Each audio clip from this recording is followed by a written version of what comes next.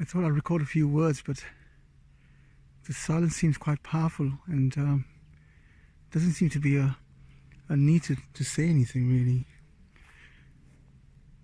But perhaps one should make an effort to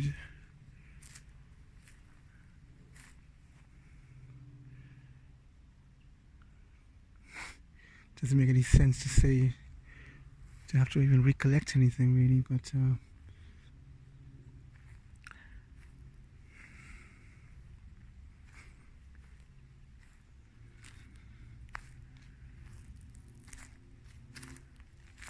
contemplating the absolute. Well, even that sounds ridiculous. But I think maybe perhaps in this video I should pay tribute to Sri Nisargadatta Maharaj. And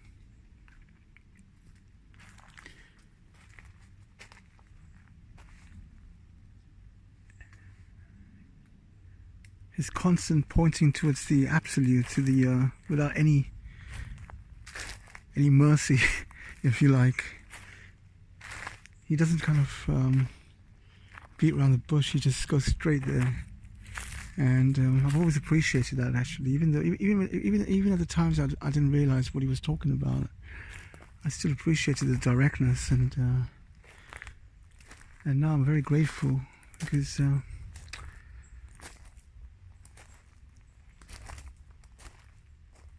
if one constantly hankers to a process of getting from A to B, then that process is never ending, really. The ego will always try and find a way to delay its ultimate dismissal. There's no point saying it's death, because it doesn't exist, so it can't really die, but it's just a case of recognizing that it's a fictitious character. And the thing is, I've been speaking to some people recently, and I'm not a teacher or anything of any sort, but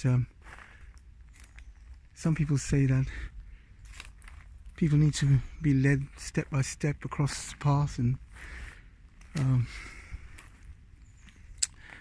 and I will sometimes say things maybe that are a little bit, well, they don't come out from my mind.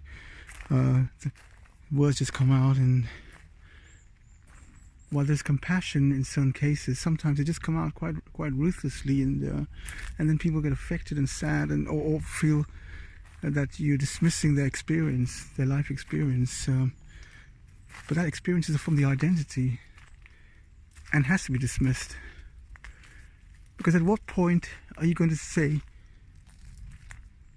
At what point are you going to say,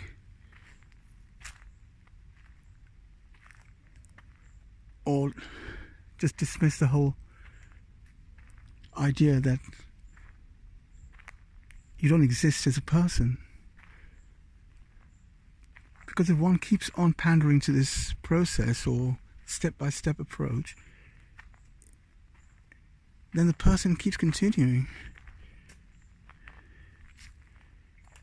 and the ego keeps getting reinforced, really, if anything.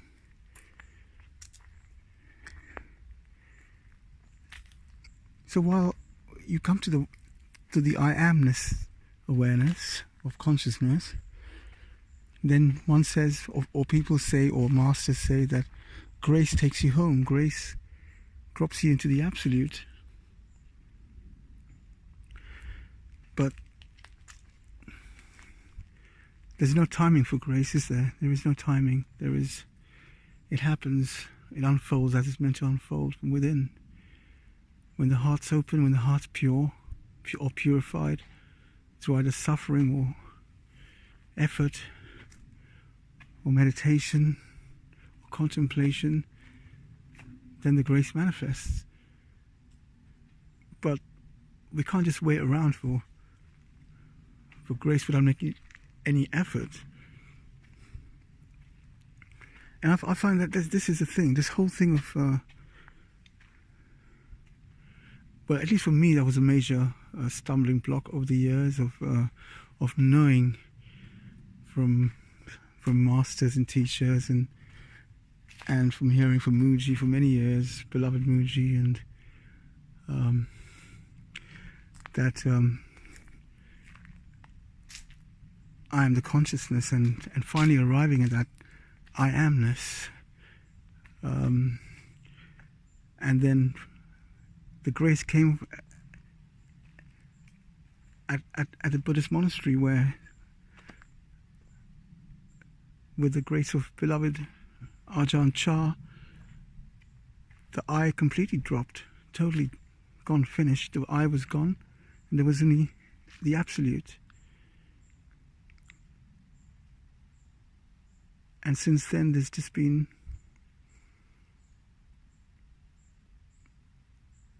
tendencies observed.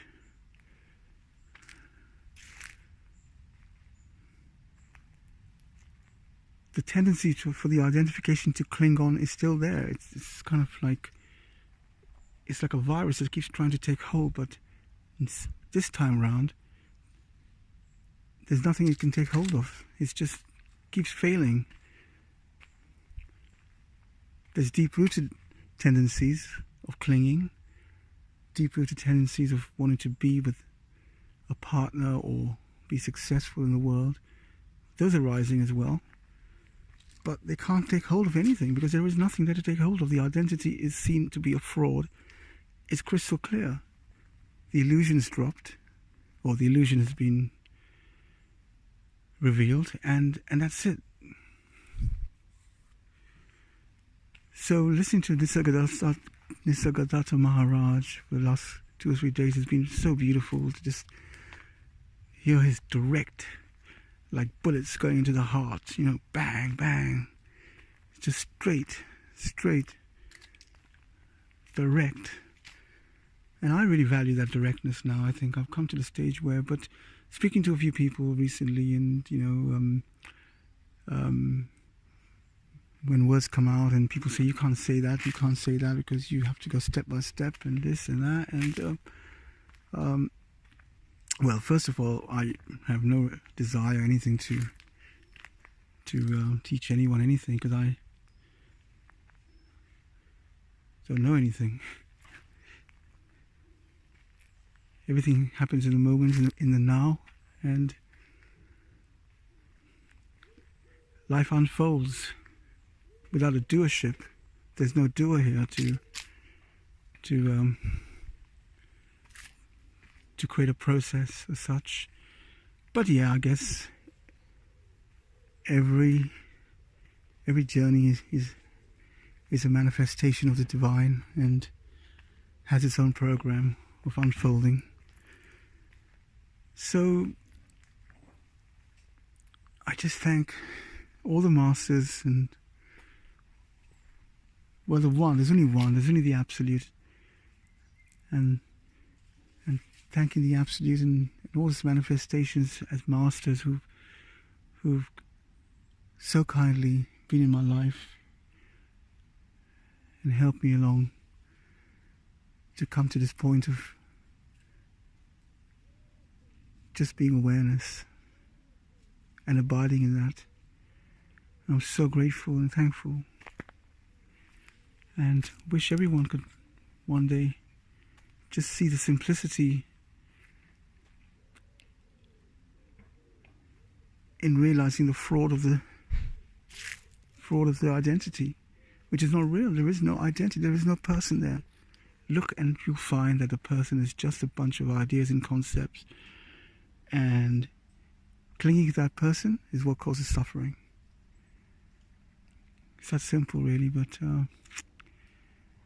people want to process, and they want to be guided step by step, and that's fine. Well, I don't know how to do that anyway.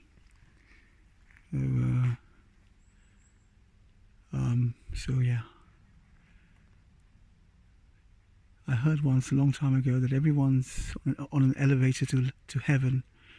Every soul, well, if there is a soul as such, I don't even think there's a soul. There's no identity whatsoever. Not a person, not a soul.